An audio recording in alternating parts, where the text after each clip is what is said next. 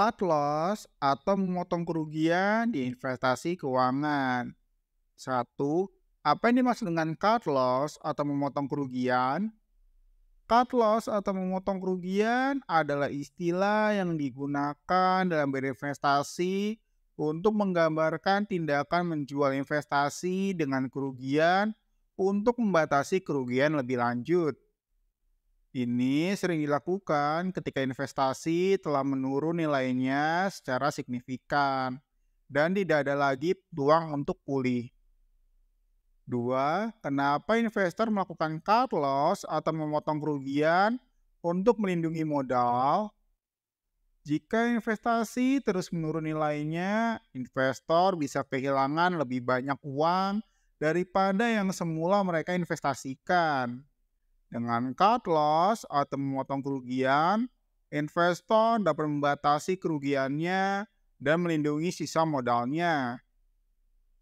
Tiga, kenapa investor melakukan cut loss atau memotong kerugian untuk membebaskan modal untuk berinvestasi di peluang lain? Jika seorang investor memegang investasi yang nilainya menurun, mereka mungkin tidak dapat berinvestasi pada investasi lain yang mereka yakini memiliki peluang sukses yang lebih baik. Dengan cut loss atau memotong kerugian, investor dapat membebaskan modal untuk berinvestasi di peluang lain. 5. Kenapa perlu memperhatikan potensi pemulihan investasi sebelum melakukan cut loss atau memotong kerugian? Ya karena jika masih ada kemungkinan investasi akan pulih, mungkin lebih baik dipertahankan. 8. Kenapa dalam melakukan cut loss atau memotong kerugian perlu dipertimbangkan tetapkan stop loss?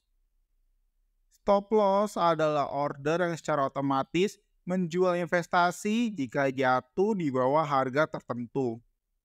Ini dapat membantu Anda membatasi kerugian jika investasi mulai menurun nilainya. 9. Kenapa dalam melakukan cut loss atau memotong kerugian perlu dipertimbangkan tinjau investasi Anda secara teratur? Ya karena penting ya untuk meninjau investasi Anda secara teratur. Kenapa? Untuk melihat apakah kinerjanya masih baik. Jika investasi mulai menurun nilainya, Anda mungkin perlu memutuskan apakah akan mengurangi kerugian atau mempertahankannya.